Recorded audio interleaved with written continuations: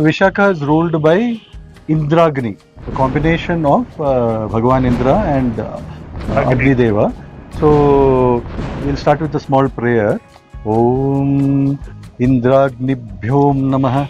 So it's a Indra, you know, right? Indra is aristocratic. Indra is the kingly status kind of a deva, Right. and then Agni is purely devouring and spiritual kind of energy.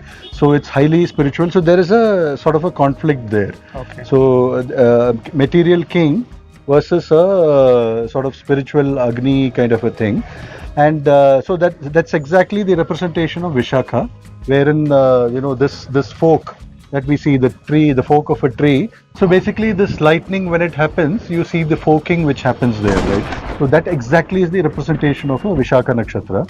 And Vishakha sort of brings out that aristocracy of Bhagavan Indra and also the spirituality of Agni kind of a flavor. So if both the flavors come out, then the beauty of this nakshatra comes out.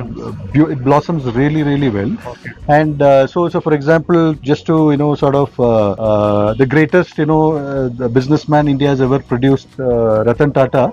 So represents a Vishakha kind of a flavor. Okay. So that aristocracy is there, that humility is also there, Very grounded. and very grounded. So that flavor comes out when this nakshatra blossoms, and this nakshatra blossoms whenever there is a folk. So always, Vishakha has this confusion whether I need to take this path or this path, kind of a thing.